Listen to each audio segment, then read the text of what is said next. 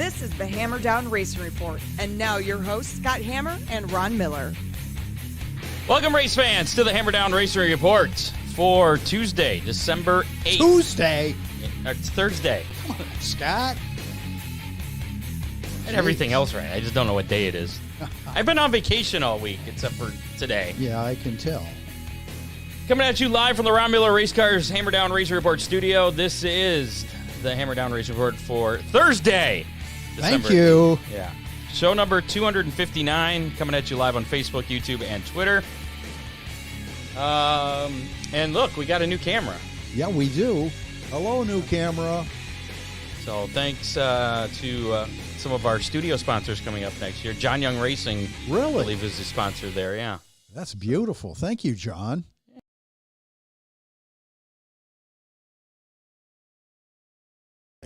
I know. I disappeared there. there we go. I'm not sure what happened. Anywho, we've been looking for feedback. We've been talking about that for a while now, Yes. and we've been getting feedback on our website, hammerdownracerreport.com. We're making some changes for next year. We're getting some really good feedback. We'll talk about that in just a minute. First off, I want to tell you tonight on the show, we're going to be speaking with the 2022 Toledo and Flat Rock Late Model Sportsman champion, Jim Froling. He's actually waiting in the green room here. We'll get to him momentarily. We've got a full recap of the Gateway Dirt Nationals. A lot of drama down in St. Louis this past weekend. Some crazy stuff.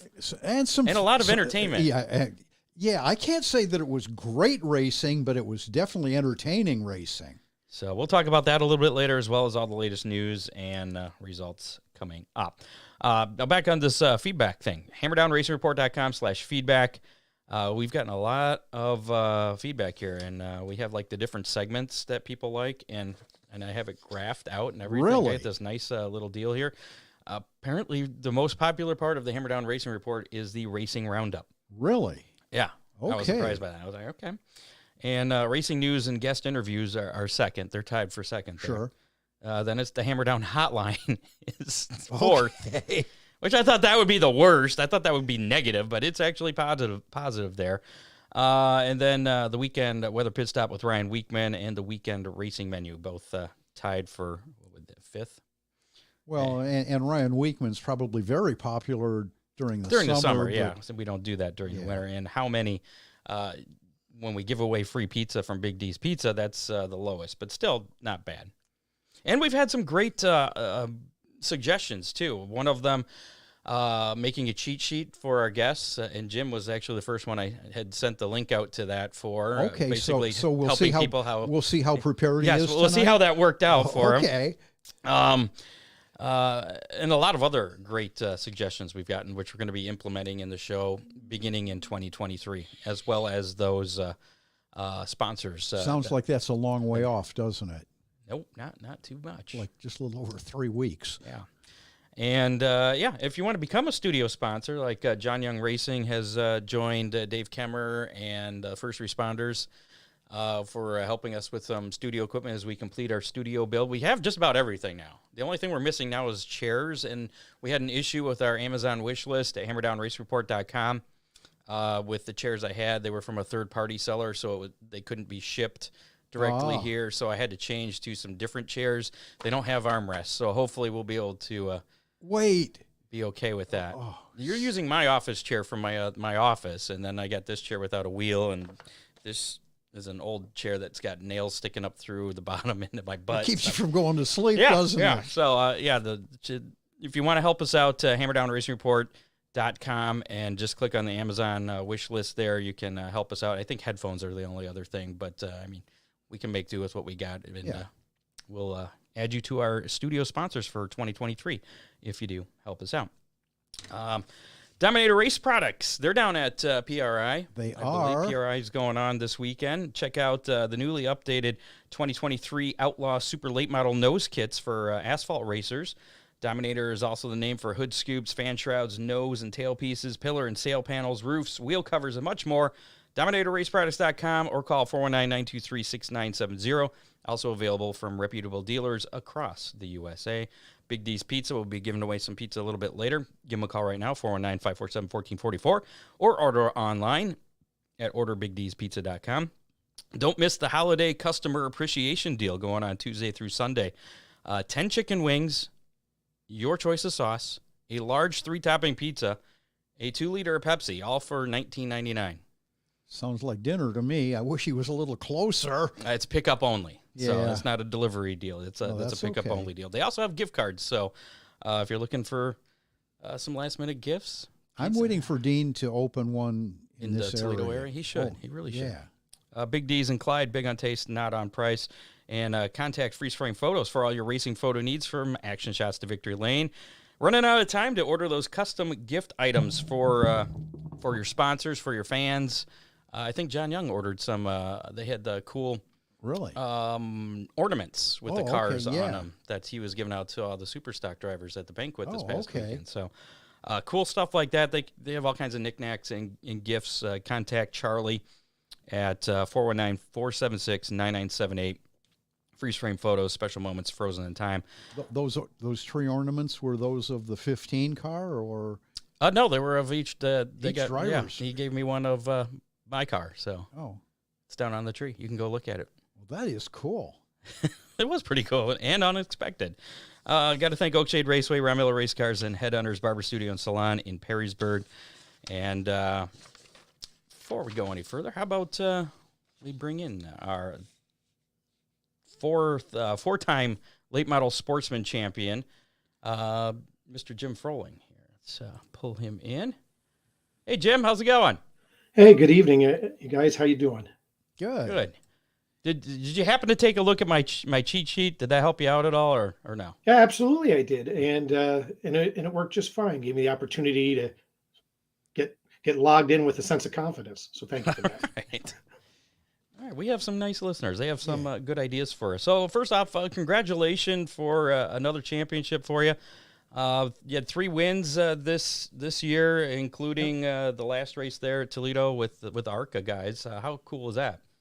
Oh, it was super cool in a couple ways. One, the day was actually very cold to start, which led for some interesting things on the track there. But overall, the car for us was prepared by Wolverine Motorsports. Car ran extremely well. In fact, I think the best it ran all season, and which does a good thing, right? It lets me go into the off season without wondering, why I wasn't running any better. So I mean, it was a great day for us. What do I have to change all winter, right? Yeah, exactly. So, like I say, I feel good about the car in the winter. But you know what happens when you don't have major stuff to do? That means somewhere late in the game, the good idea fairy pops into your brain, and like 2 weeks before opening, you're like, oh, let me change everything. So I was going to say that won't happen till late April. Yeah. Go through a little panic attack there and say, wait a second, did we actually check all the boxes in the winter here and all that? Now, why would you be thinking of changing everything or anything? I guess if it ran so well that last time you had it out. Yeah, actually, no, I don't plan on changing anything other than just going through the normal maintenance there. So, if you want, I do have for me an amusing anecdote about the last race, but we'll take that as it comes here. Oh no, do share. So we were fortunate enough to go into the last race of the season, whereby, from a points perspective, all we needed to do was start the feature. And so number one objective is make sure you start the feature. I mean, don't let anything happen. Well, anyhow, we get out on the track for hot laps, and it's cold. I mean, cold, 40 degrees. And I come out on the back stretch. I'm going whatever you go, 30 miles an hour around the track to go to the front stretch. And as I turn the steering wheel a little bit, I said, man, the tires are skating here. It's really cold. Well, as it did that, I pushed the clutch and just let the car roll. And I said, man, ain't a whole lot of grip here. Well, I let out the clutch, still going 30 miles an hour. A car spun around 180 degrees. I slid down the banking. I went into the grass, and I didn't stop for 100 feet into the grass. And I actually looked up. I said, you look like the biggest fool here. And all you got to do is start the race. And here you're wrecking before you even go to hot laps. So I had a little egg on my face with that. And, that's always a great thing to do in front of all the ARCA guys. But you know what? It is what it is, And that was just because of the cold temps, cold tires? Yeah, yeah. I mean, I don't know who was more surprised, me behind the wheel or my spotter when he finally got up to stands and said, "Dude, you ain't anywhere near the track. You're so far in the green grass there." So, but I forgot you guys have spotters. Yeah. yeah. Did you notice that the car gained a lot of speed when you hit the grass? Well, I know my heart rate went up a little bit there. That's for that's for sure. Let me tell you, my hot laps weren't the fastest hot laps either, because it took a while to get some confidence that the tires were there. But Sure. It's all good. Now, give us a little background on your racing career, because I mean, you're not a rookie or anything by any means. You've been doing this for quite a while. You've actually run some ASA races back in the late '90s as well. Yeah. So this year actually it was made 29 years for me racing. I started at Flat Rock doing enduros, and just moved up steadily there. Ran street stock, had a late model, did have the opportunity to run ASA, in the late 90s, which for me was a real learning experience. I mean, you do something like that, you get a ton of experience, meet a lot of people, make a lot of great connections. Had the honor of running with the greats of Jimmy Johnson back in the day there, and as well as Adam Petty, and a few others. So I had the privilege of doing that. But ultimately, making a decision between running a professional circuit and being away all the time, or doing something local and staying home and having a family, I chose the family route, and I don't regret it for a minute. So that's why I focused back on Toledo and Flat Rock, and have been there ever since. Nice. Now, do you have a preference between Toledo or Flat Rock? I like them both, and I'll tell you why. I mean, I'll start with Flat Rock. I mean, there's nothing like a bull ring of a track like that. Not to mention all the history that's behind it. But I mean, good bull ring racing, but getting a car on the outside, making it work there. That's a real thing, an accomplishment. And winning a race there is just a feat for anybody who can do it. And so I always had a lot of fun there. Toledo, what I like the speed. I really do. And I like the fact that you could take a little breath on the straightaway if you want. And if I had to pick between the two, Toledo's my favorite, but they're neck and neck there. So, I mean, how big of you have to make quite a bit of adjustments going between the two tracks. We do, one of the things. So my day job, I'm an engineer, and I've always loved doing, all the race car engineering. So I've taken the opportunity to work setups on both tracks, and I've got pretty efficient at switching between the two. In the end of the day, because we run the same tire, a lot of the things that you do with the car end up being the same. We change gear, but and a few other chassis things, but the tires being the big thing that kind of lock in the overall setup. I was going to ask you about tires. I understand that was a bit of an issue this year, and availability was spotty at times. Yes, I think actually maybe the last 2 years it's been a thing, but the tracks, they allow you to buy 2 tires a week, so they were rationing them that way. And I think, if Flat Rock, I know we ran the same set of tires 3 races in a row there. That track allowed us to do that. And then at Toledo, if your setups are right, and you manage what you're doing, they work out all right. So I was it didn't bother me. So I expect that's what we'll have next year too. Did I hear that Flat Rock used a bit of traction compound, maybe trying to get some better 2-wide racing? Yes, I will say that's what everybody said. I know in the past I've found the traction compound. I ran, of course, late model sportsman there. I also drove a street stock for Brian Pelkey in a number of races there.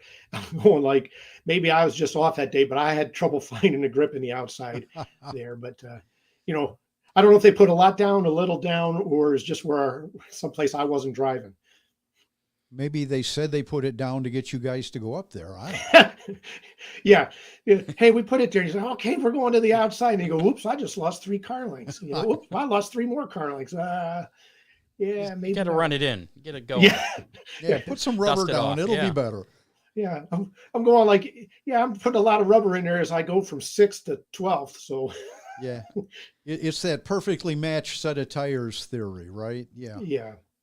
But at the same time, I've been very fortunate. I think a lot of the guys who've had success there really work on trying to make that outside groove work. And when you get it, and I've been fortunate enough to nail it a time or two, it's really, really nice. You can get into a real nice rhythm out there, and I've been able to go forward there.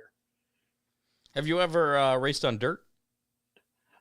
I have, but it was only a couple races, and I'm going. That was the late '80s, early '90s when I was just, trying to figure out how to get behind the wheel of anything. And that was in Pennsylvania, which is where I grew up. So in central Pennsylvania, a lot of dirt tracks there. I had the opportunity to run a couple of them there, but it was more of a hobby stock type of thing, and it was only a handful of races. So once you got on the asphalt, you didn't look back to the dirt. It's a lot cleaner. Well, when you were running like everybody I was running, yeah. Well, see, when I was running mid to backpack in the dirt there, you got all that dirt in your face, so. So you prefer having the windshield in front of you then? Yeah. I've always loved asphalt racing. I'd like the opportunity to do some dirt racing again. Just get the opportunity, maybe in an exhibition or something like that would be great. I know I want to hit a road course here before someday it's on my bucket list, but we'll just see, where that falls. Maybe Ron will let you run his dirt late model. Yeah. Yeah. We can talk. All right. So before you got into racing, who were some of your racing heroes?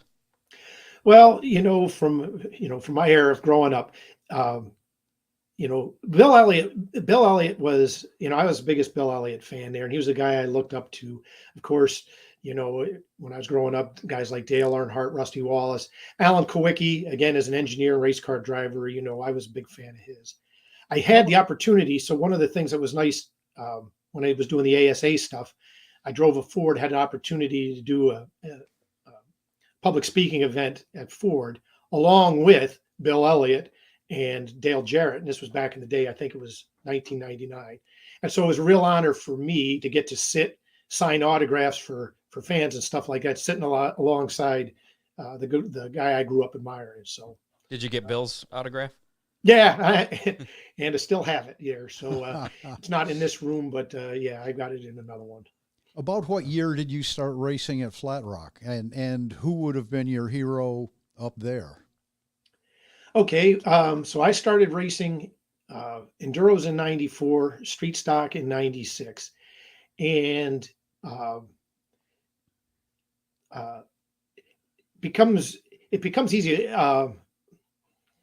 Rick Knowles, Rick Knowles was a guy I actually admired as a fan there, believe it or not. I should say, believe it or not. I mean, and Rick in fact, won a lot of races. And you know what? Just this year, I saw Rick at Flat Rock, and I told him that, I said, I hope this isn't an insult. I said, but I've always tried to pattern my driving style off of what I observed him doing. And I said, well, now I got a whole career racing. You figure out whether that's a compliment or insult. But, I always looked up to Rick. So you kind of missed the Joy Fair era, and yeah, I didn't live here at the time. Obviously, I knew of Joy.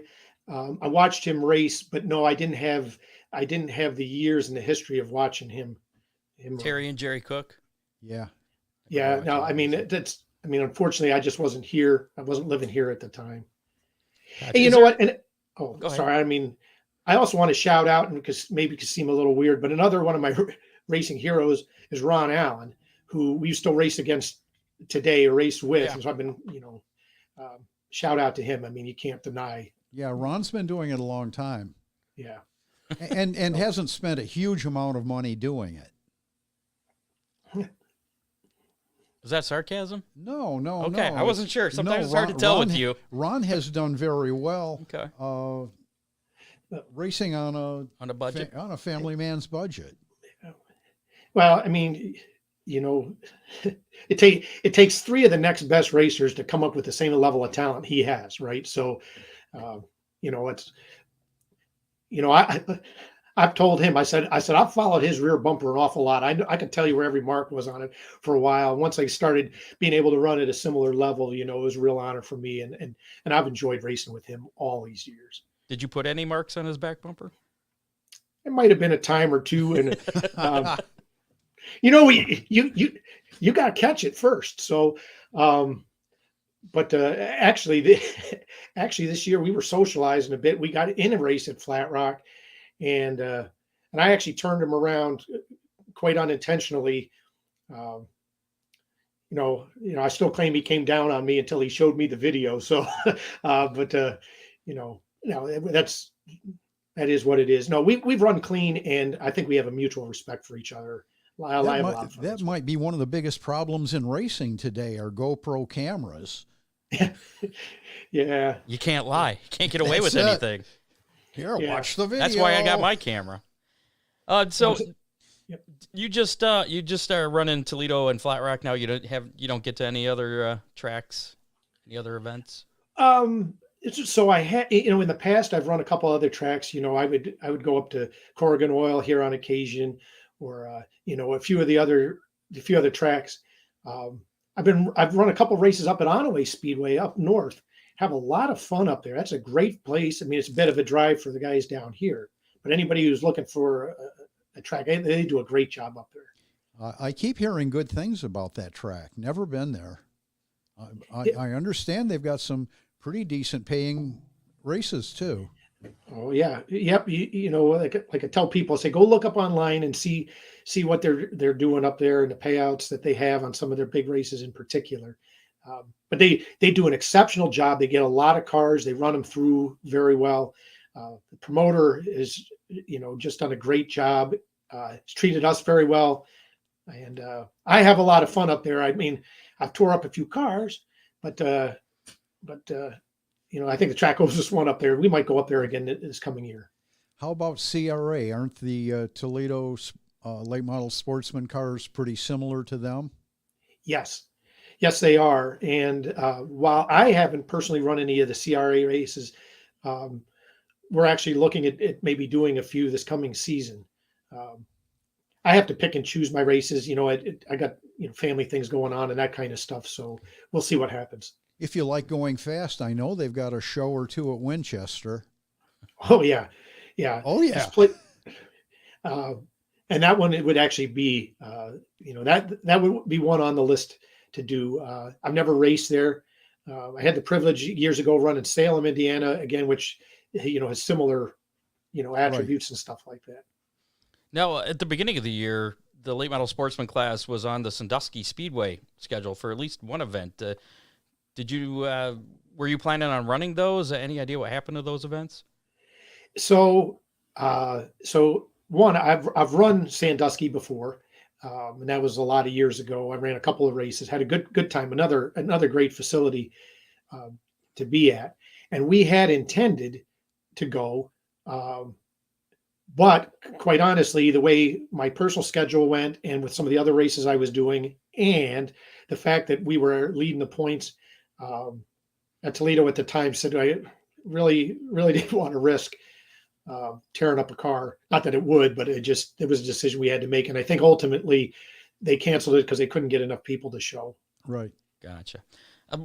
One thing, we've been talking to champions, the different tracks around the area, and a thing that comes up is point racing, that it's much more stressful than just going out trying to win every single week. Did you agree? Yeah, I agree wholeheartedly with that. And I was telling somebody, the last couple of years, I actually wasn't running for points. In fact, we put somebody else in the 46 for the last couple of years. But I was telling some of the other drivers, while, winning championships, there's a lot of, we'll say glory there. Nobody tells you that it is one of the most stressful things ever, and it can make racing not fun. And one of the things this past season, I actually said I wasn't running for points. We said, we'll see how it is.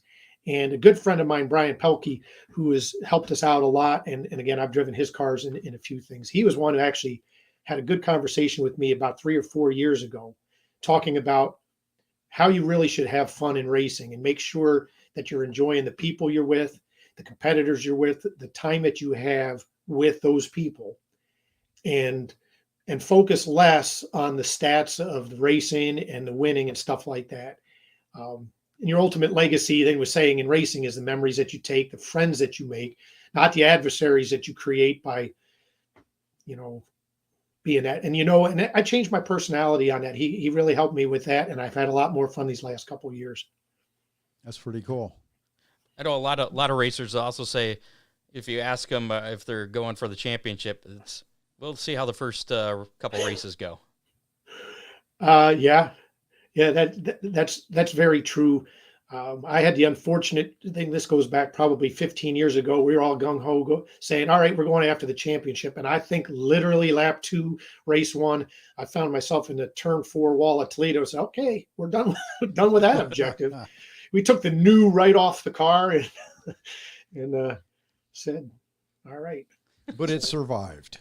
Yeah, So, I mean, just getting out there, no matter whether you're points racing or whatever, I mean, you're always making your best effort. I love driving the car. I love the sensation of the speed. I love working, with and against the other competitors, trying to find more speed.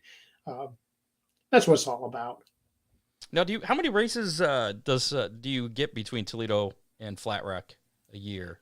So I think there were 6 at Toledo and 3 at Flat Rock for the sportsman, and then I picked up a couple street stock races again, just to kind of fill in the schedule a bit. Do you like, is that a good number, 9 races for a season? Would you prefer more? Would you prefer less? Me personally, I like that number. Quite frankly, 7 to 10 races is nice. What's nice about the schedule the way they have it now, at least for our division, is we end up with a couple of weeks in the middle of summer where we're not racing anywhere, and that enables like a family vacation, or just decompress for a moment or two. And I think a lot of racers actually like that, especially if you got a family and want to do some other things. Maybe a trip to the dirt track to run Ron's late model. There you go. Yeah. Well, that may be my vacation this coming year. There you go. I'm always trying to give away his late model to different people. Oh. But anyway, next year, plans to, what do you have plans in stone yet for what you're going to do next year? Pretty much the same thing. Scott, he's got a perfect race car. It was fast the last race. I know. He's got a wax. You got to go for the championship unless you end up in the turn 1 wall or turn 4 wall again. Don't do that. Yeah. So we are going to race again next year. And again, while I think some people go, we're not running for points and this, and we're just going to see how it goes again. I'm focused on some private family things, and we'll see how everybody's doing with that. I plan to run a full schedule if the situation allows me to do that. I'd like to do it, but I'm not going to stress about it. It'll be what it'll be. What do you hear about your good friend Ron Allen? Is he going to be racing with you, looking for a championship? So I haven't talked with him. I haven't talked with him since our last race. I assume so. He's still got a few laps left in him. Yeah. Yeah. He ain't slowing down at all. I'm going like, dude, I know you're older than me, and sometimes I feel it here. You ain't feeling it yet. But no. And like I said, I really enjoy racing. The guys that got down there. I got to give a shout out to Howard Kelly as another guy. Just a phenomenal driver, makes a car fast, tough to beat any given day. And while and racing with those kind of guys and the other people, I'm not slighting anybody by not mentioning names, but it's just a lot of fun. And if I'm having fun, I'm gonna keep doing it. You want to give a shout out to any of your sponsors or crew members? Well, I got to give a shout out to Carl Ketchum. He's the number one guy with me. We've been racing together for, I can't even do the math, 25, 26 years. I got to give a shout out to Bob Stewart, who's my spotter. We became friends a couple of years ago. I help him out on his stuff. He helps me on mine. Brian Pelkey, again, working with me, on race day, and then getting to work with him in his shop with his cars and his guys. Great. So shout out to Pelkey Racing and all the guys there too. Awesome. Well, we appreciate the time you've given us tonight. And again, congratulations, Jim Froling, your 2022 Late Model Sportsman champion. Do you consider yourself more of a Toledo Speedway champion? I mean, I know it's kind of a flat rack Toledo championship.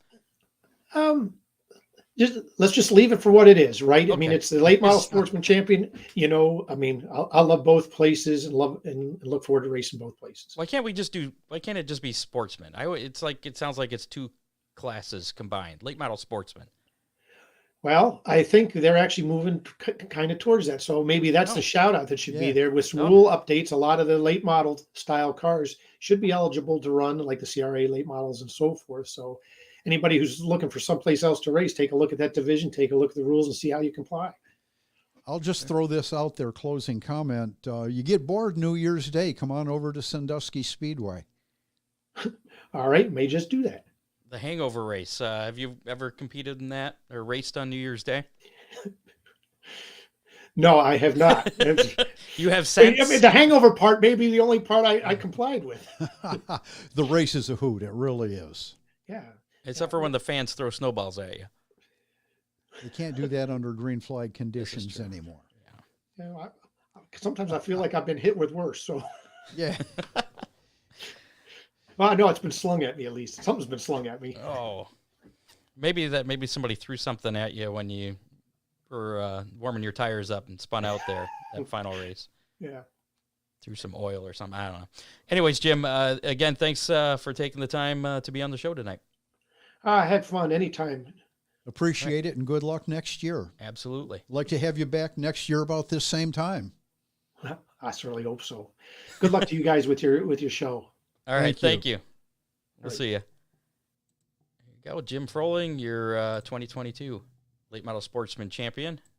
Switch you around. That class has come a long way, Scott. Yeah, it has. It's fun to watch. I was involved with that class when it first started, and the cars and the professionalism have sure changed. Did you run in that class? Yes.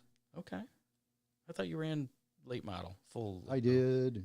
Late model sportsman. A little bit of everything. Yeah, that shouldn't surprise me. Coming up a little bit later, we got the latest racing news. We're giving away some Big D's Pizza as well. First off, we got the racing roundup from this past weekend. Castrol Gateway Dirt Nationals. Woohoo! Inside the Dome at America Center in St. Louis. A lot of action down there. Thursday night, Bobby Pierce picked up the feature win. Rusty Schlenk was down there. He finished 11th. Drake Troutman won in the modifieds.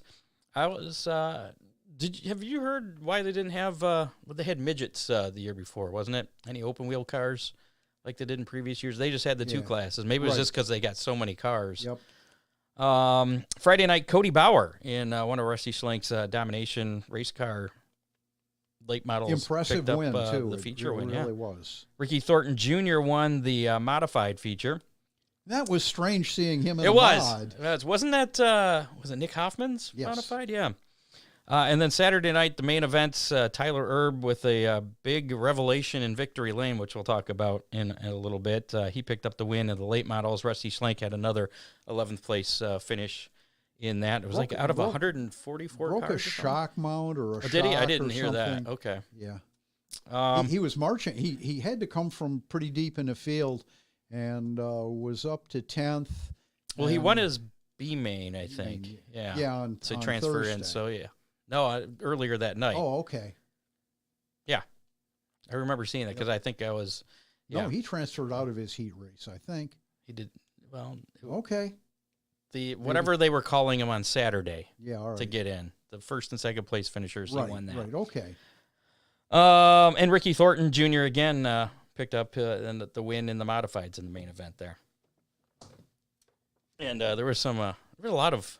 We'll talk more about that here when we get to the news here. The XR Super Series Sunshine 50 was going on at Alltech Speedway. Friday night, Ashton Winger picked up the $20,000 win. And then Saturday night, Jonathan Davenport won the $40,000. And he picked up the XR Super Series Championship. That's what Davenport needed was another $40,000 I think win. I saw his winnings this year are up to $2 million or something like that. Well in excess of $2 million. he doesn't need sponsors. That's a pretty cool deal for dirt late models. Yeah, that's incredible. Got to thank Oakshade Raceway. We have the fastest meet to race. Oakshade Raceway will be kicking off the 2023 season, hopefully late April, and it was also announced that last weekend in April they're going to be hosting the Barney Oldfield race once again, and it was on release this morning, but we knew that the birthday race is coming back with Summer Nationals, and we'll talk about the Summer Nationals here in just a minute as well. Ron Miller Race Cars, give him a call. 734-856-7223 for race cars, parts, safety equipment, service, gift cards. Right. You do gift cards? Nothing fits a racer better than a gift card for Christmas. Yeah, and you can be as cheap or as expensive as you want. That's right? it. You can be a $1 gift card that's not going to buy much, or a couple $1,000 gift card. Let you know how you stand with the person that gave you the gift. Again, it's Ron Miller Race Cars, 734-856-7223. I forgot to take off Mr. Froling's car down there. That was also another idea, is to have our guests show their race car so that they can put a face with the car, a car with the face, something like that. So another one of our ideas. That was good. Okay, racing news. Some drama at the Dome in St. Louis. Charlie Mefford has got a whole bunch of new fans. I'm telling you, his T-shirt sales were through the roof. He sold them out like within an hour, and what happened was, if you didn't see this, he rolled his modified. What night was that Friday night? I think it was Friday night, yeah. And he gave us one of the most entertaining post-rec interviews.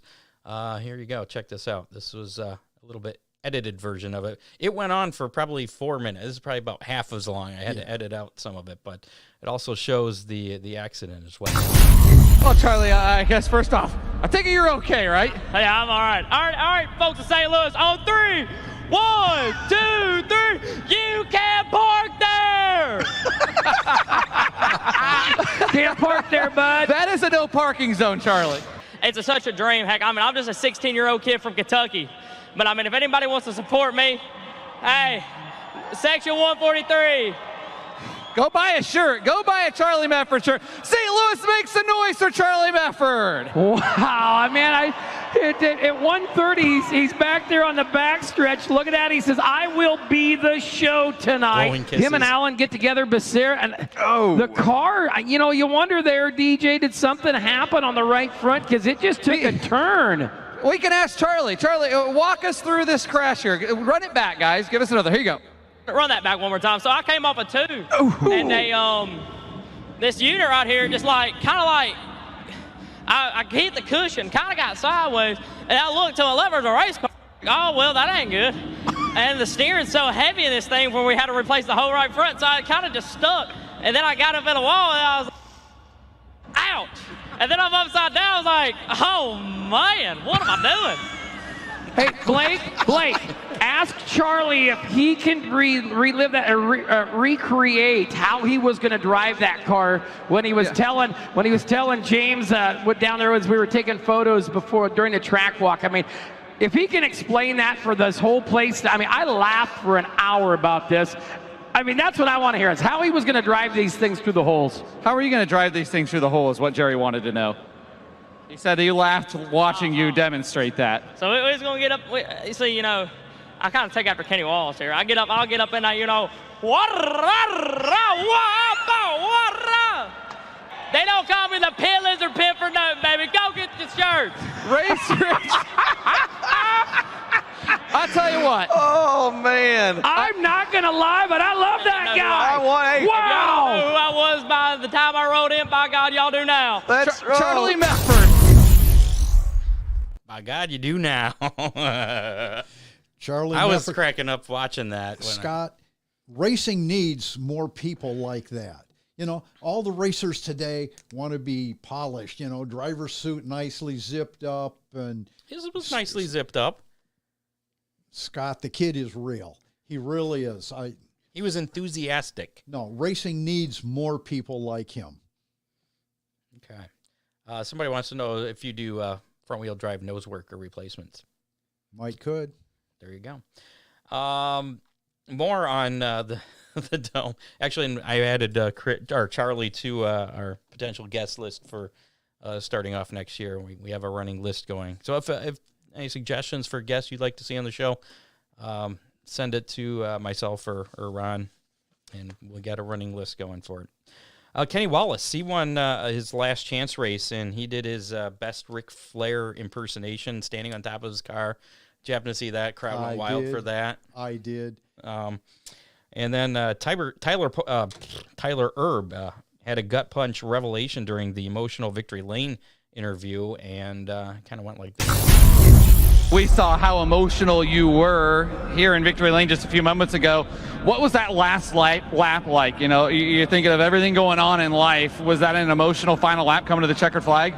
Yeah, definitely. I just, all of our family and everybody close to us is watching this, so just it'd be easier for me to say it once and be done. But my dad, who he's my best friend in the whole world, we got to St. Louis here, and he had a heart attack Wednesday and died. And I'm sorry to all my friends and everybody this week. I haven't said anything because it's tough, and I apologize to all my friends and everybody. I just been dealing with a lot, trying to keep to myself, and we just decided that I decided to be better to stay here and support my mom, and I love her with all my heart, and I always will. And don't think this is a sob story, man. This is the worst news I could have ever thought of in my whole life, but just put it in the back of my mind and raced and got it done. So I guess he was definitely helping us this week, and just have to take life every day from here on out.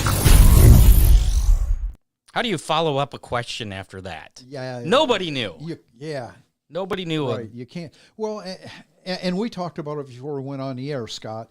He was hugging his mom, and it looked. Yeah, it was like you were saying that, and I noticed that too. It was like he was avoiding the guy down there to interview him, and hugging everybody. Hugged his mom for quite a while. And I mean, it was a very tender, loving hug. And I thought, and his question that was a strange.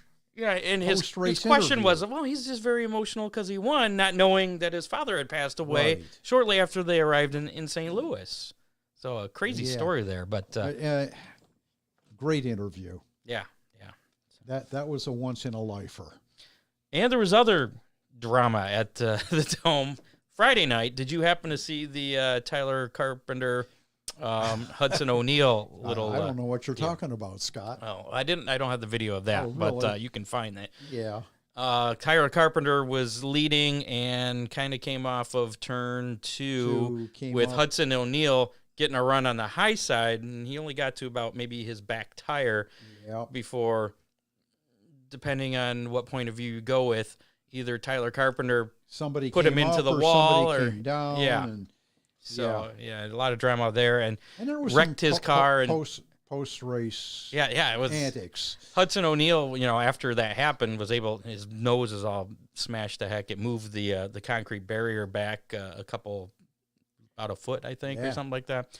And he went back around the track and took out Tyler Carpenter, cut down his tire, and since you can't pit, you're done at that point. So both cars taken out of that heat race.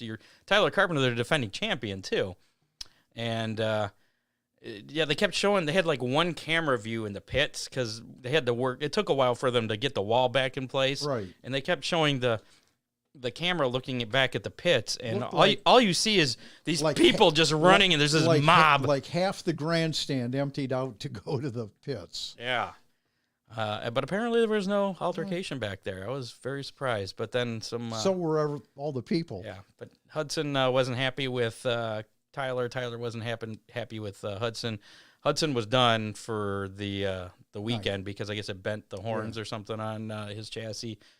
Tyler then put a little saying on his spoiler to kind of antagonize him. Yes, the new deal, I think is what it said.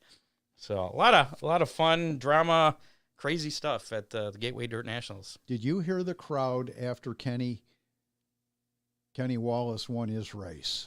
I did not. Oh, I did not see that. My goodness.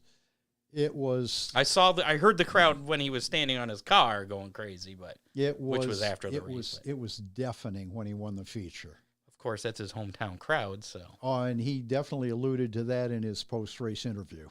I have a feeling he'll be back again next year. Some other news. Matt Curl, owner and promoter of Fairbury Speedway, announced today that he has reached a deal to acquire the Mars Dirt Late Model Series from Tony Izzo Jr., effective immediately. Actually, this wasn't today. This article is from a few days ago. Curl, a past series director of the World of Outlaw Late Model Series, will take over the reins of the Mars Late Model Series. That Mars series is a pretty good regional series, I think Ryan Unzicker was running in that. Right. Rusty Schlenk has run a few of them. Yeah, it's a good series. More than 1,000 of the world's premier motorsports companies, including iconic brands, race sanctioning bodies, and emerging manufacturers, are planning to showcase their newest products and technologies at the 34th annual PRI trade show that's happening now through Saturday. That would include Dominator race products? Yep, he's down there. I saw a lot of pictures, a lot of people down there today already. Right. It's at the Indiana Convention Center and Lucas Oil Stadium in downtown Indianapolis. Also scheduled during the show are the Lucas Oil Late Model Dirt Series and United States Auto Club, USAC, award ceremonies. USAC will also release its 2023 schedules. Are you planning on heading down there? Nope. Okay. You've gone there in the past, though. I definitely have. And my son Steve usually goes, and just things this year didn't work out. It used to be free, didn't it? Yeah, I understand. Is it still free, or well, I don't know. I thought I heard they were charging this year. I heard that there was a fee involved, but we'll get Dave Kemmer on that. Never sent my credential request in, so I wouldn't know. Gotcha. Yeah, if you're in the racing business, Thursday is the day to go because the guys in the booths are fresh and it's not. They're not wore out already. It's not crazy packed. Yeah. Friday and Saturday, the racers descend on the place and it gets nuts. I believe it. For the 38th consecutive campaign, the Dirt Car Summer Nationals returns to its familiar 5-week format, spread over 1 month period, June through July. Late models will contest 29 races over 33 days, while the Dirt Car Summit Racing Equipment Modifieds are slated for 25 races over the same time frame. The series kicks off on Wednesday, June 12th at Peoria Speedway in Peoria, Illinois. The last week of the series has a to be announced on Tuesday, July 11th. Then it's Shady Hill Speedway in Indiana on Wednesday the 12th, Butler Motor Speedway on Thursday the 13th, Hartford Motor Speedway in Michigan on Friday the 14th, and I didn't realize this, I guess it's the silver anniversary of the birthday race at Oakshade on Saturday the 15th. But it's not the finale. Really? The finale will be one day later, the following day, so we have the penultimate event leading up to the finale, which will be on Sunday at Wayne County Speedway in Orrville, Ohio. So 16th. Merritt is not on the schedule? Merritt's not on there, and I did not look at the entire schedule. I don't know about Montpelier. I know Montpelier Motor Speedway was on there last year, and well, that's pretty big. I think there was interest in getting it back. So maybe that TBA could be a Montpelier or something. I don't know. I think that he'd rather have that. Larry Bowes would rather have it on a weekend though, as opposed to a week show. So. Mm-hmm. We'll see how that works out. But the Modifieds will continue their season at the Prairie Dirt Classic at Fairbury Speedway in Illinois on Friday and Saturday, July 28th and 29th. So, are you a fan of it being a more condensed thing like it has been in the past, as opposed to stretched out so long? Maybe it's because I like tradition. I don't know, but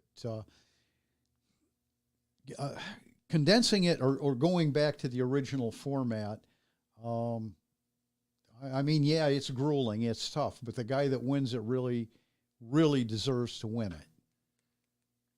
Yeah, that's a lot of racing. It is. It's 33 days with 4 days off. Pretty cool, huh? Yeah, a lot of traveling, too. The World of Outlaw Late Models announced an increased point fund and monthly payout for 2023. The total championship purse will be more than $750,000 $180,000, with $150,000 going to the champion.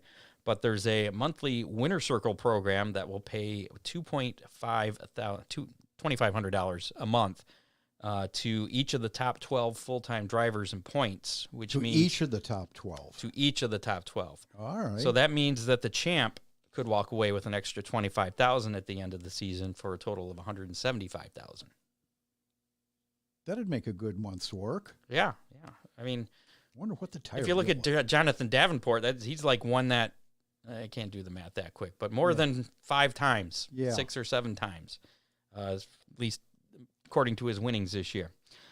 The Lucas Oil late models will have a $1 million point fund with $200,000 going to their champion, with a new championship format, which was just announced this afternoon. Did you hear about this? Elimination rounds, like NASCAR. Really? Yeah.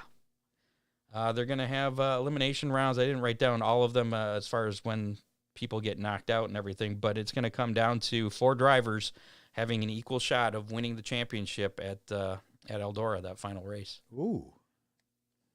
What do you think of that, the elimination stuff coming to dirt racing? I don't know. It seems to work with NASCAR. Do you think that, I mean, you're guaranteed a pretty good point battle in the final race, or at least championship battle, I should say. Right.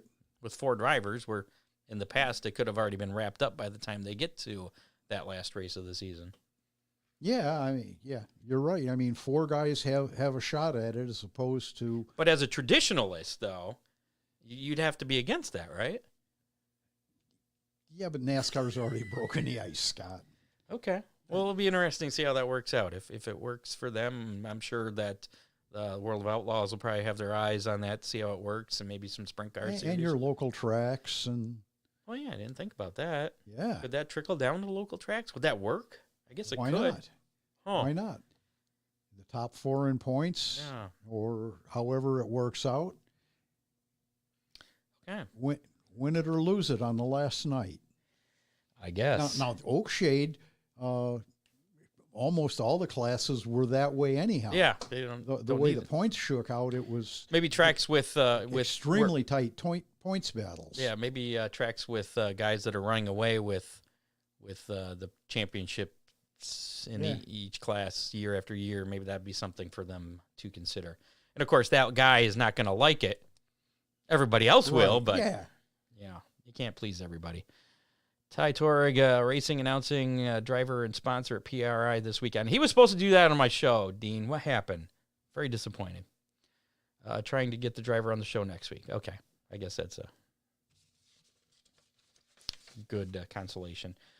Congrats to Jamie Sullivan, who will be one of the 5 rookies competing in Monster Jam next year. Really? Remember we spoke with her? Right. She she made her debut in a monster truck at Sandusky Speedway. Right. I believe it was June or July of 2021. Mm-hmm. So she's been doing a few things, but she's going to be competing now full time in Monster Jam next year. She's going to be piloting the Monster Mutt Dalmatian in the Arena Championship Series Central. I don't know exactly what all that means, but if you follow monster truck racing, I'm sure Larry Jewett probably knows. Right. She's also going to continue her work on her bachelor's degree that she's working on at UNOH. So. And one last thing, Alan Blake, there was some news that you wanted to share. Yeah, Bunbury Speedway in Australia, Alan's hometown, hasn't run the late models at their facility for a couple of years. And do they run sprint cars there? Or? Yeah. Okay. And a lot of support divisions. But they've decided that this year will be one of their pro dirt races, and they've named it the Alan Blake Classic, which is really pretty cool. Named after senior, right? Yes. Okay. Yep. Have you spoken with him since that news came out? No, I haven't. He just sent me a link to it today. So, yeah. Cool.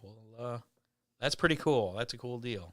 And it is. And they're racing. It's early season. It's getting to be summer down there soon. It's getting to be summer. They've had, I think, 4, maybe 5 races in already. So Do you know if Alan's planning on coming back to the U.S. I next believe summer? he is. It's been a few years now, hasn't it? Yeah, I know Corona beer sales have slumped since he's been away, and they're encouraging him to come back. Okay. It's funny, but the reason he hasn't been here is because of Corona as well. Well, for sure, that's it. Australia had some horrendous restrictions. If you left the country, you had to go into a government-provided quarantine facility for a month on your dime, and it wasn't feasible. I forgot to do something. That's Really? all right. Yeah. Did you do it now? No, I was going to, but we'll do it in the future. Okay. Another one of the suggestions. Time to play How Many? Sponsored by Big D's Pizza, giving away a Big D's Pizza. First, last week's How Many was how many positions will the winner of the Gateway Dirt Nationals late model main event on Saturday night gain from his starting position? That number, Tyler Erb started 6th, so he gained 5 positions to pick up the victory. You said 0. I did. You were going with the pole sitter there. I said 1, so I beat you. Basically, if the pole sitter didn't win, I was going to win. We did have a tie. Actually, we had a clear-cut winner, but that winner was Mr. Dean Henry. And since he owns the pizza place, we decided to... not give him a pizza? He can have his pizza whenever he wants. So we have a tie, though, of people that said 4. So we're going to have to spin the Big D's pizza wheel. So we'll bring that into... It's there someplace, Scott. Click on it. Where'd it go? Share screen. That's what I need to click on. There we go. So we have 3 people that we will be in Big D's pizza wheel. Oh, look at it. It did pop in there. Good. So here we go. This is good for a Big D's pizza. Each one of these said 4. And that'd be Gretchen App, Jamie Jalal, Bobby Blycamp. Here we go. For a Big D's pizza. The Big D's pizza wheel is spinning. And I'm going to say it's Bobby Blycamp. I think Bobby Blycamp won it. Yeah. So congratulations. Pizza. Contact Dean Henry and we'll get you hooked up with that. And it's definitely worth the drive to Clyde, Ohio to get it. You know, my family's having Christmas. We're celebrating on Christmas night, and we were going to have food, and they wanted to have pizza. And I was like, that's great, but all the pizza places are closed. It's like maybe some pizza places could make, like, I think it was Papa Murphy's or something, where they would make the pizza, but it was uncooked, and then you just pick it up, and then you toss it in your own oven. Ooh. Maybe you can talk Dean into doing something like that, where he can make the pizzas crispy the day before, and then people can pick them up and then cook them. For people that don't want a Christmas turkey or a Christmas ham. My family's weird. We like to do weird things. Okay. So I thought that was a good idea. A lot of pizza boxes come with warming instructions on how to do it. Yeah, but that's not as good as the first time it's cooked. I know. So this week's... how many? Yeah. And a chance to win a Big D's pizza without any real big racing events going on this weekend other than PRI. We're kind of switching things. Dean says he used to do that. Oh, okay. Sweet. I did a lot of shopping on Amazon. Right. For Christmas this year. I've been averaging about a package a day. Today, 3 packages came. I'm still expecting quite a few packages. Oh, how many packages am I going to receive between Friday through Sunday, we'll say. Friday, Saturday, Sunday. How many packages will I receive? Just this week. Just this weekend. Not Friday, Saturday, not before Sunday. Next week's show. Nope, just Friday, Saturday, Sunday. How many packages will I receive? I don't even know how many I'm going to get. Scott, that's not exactly fair. I'm going to guess. I'm going to disqualify you. All right, fine. Then I don't get a guess. You're DQ. I'm going to guess 3, but I won't win. Okay, well, I'm going to go with 4, but you don't count. That's right. So congratulations on your win. To win a big... I didn't even run the race yet. Matt Swander says 5.7. I'm not sure I'd like a 0.7 of a package. I guess if one gets ripped or something. It happens. It does, yeah. And some packages have been coming with some of our studio equipment, too, which I never know when that's going to happen. I don't get any notifications on that. Oh, yeah. So if you'd like a chance to win, as you can see in our comments, put a number in there. Whoever's closest will get that Big D's Pizza next week. If we have a tie, we'll spin the Big D's Pizza wheel. You can go over, under, it doesn't matter. It's not closest without Right. over. If you're over but you're closest, then that counts. So there you go. We'll say we'll leave this one open because nobody's gonna know how many packages I get unless they're monitoring my house, which would be creepy. Don't do that. We'll say Sunday at 4:00. We'll Okay. You know what? Yeah. We'll leave it open Sunday until 4:00. So if you're not listening to us live, They do late deliveries, so. yeah. Okay. You going to be here Sunday at 4? Well, I'm saying guesses. Yeah. The guesses we'll take. If the package comes after 4, that still counts. Oh, okay. I'm saying they can put in the guess up until 4:00 on Sunday afternoon. I got to leave a little window there in case somebody is spying on my house and the package comes late. Right. I don't know. Just put the guess in the comments. Amazon's been known to be there at 7, 8 o'clock at night. Yeah. Facebook live comments or the YouTube live comments. And if you're listening to us on Spotify or radio or Apple Podcasts, you can just go there after you're listening and put a number in there. That's all you have to do. And you can get a free Big D's Pizza. Just that easy. No Hammer Down hotline this week. It is our most popular segment, which is crazy. But if you'd like to call, leave us a message. Actually, some things I'd be interested in hearing. 419-318-3081. Your opinion. What people's thoughts are of this new Lucas Oil Absolutely. Late Model Dirt Series Elimination rounds. Yeah, for the championship this year. You think that's a good idea? I think that's a bad idea. Or any of your opinions on the Gateway Dirt Nationals from this past weekend? That was fun. Related. 419-318-3081. Feel free to call anytime, day or night. And that's about going to do it for this edition of the Hammer Down Racing Report. Thanks to our associate producer, Dave Kemmer.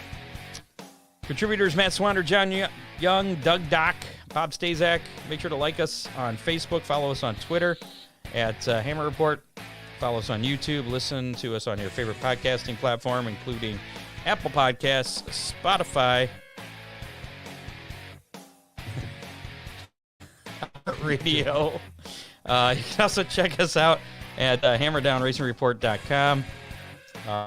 On how you can be a sponsor. Also, help us out with our studio sponsorship. Our Amazon wish list is on there. It only has 2 things left because I want to thank everybody. First of all, we've gotten most of the things we had on there already.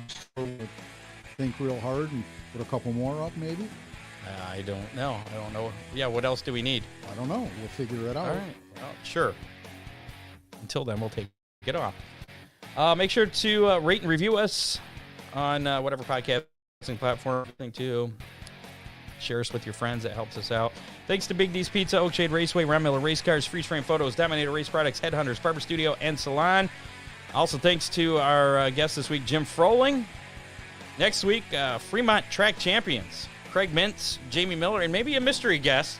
Could be. The new driver of Ty Torg Racing. Yeah. I have to find out who that is because I don't know.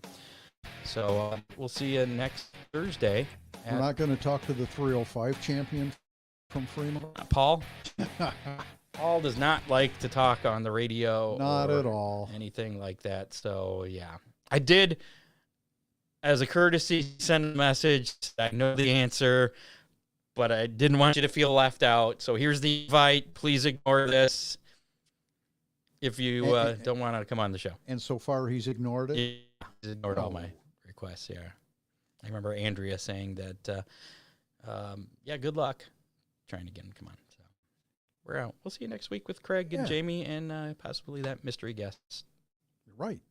All right. And hammerdownracingreport.com/feedback if you want to give us some more input on how to make the show better. We appreciate it. Right. Okay. Now we're leaving. We're gone. Bye.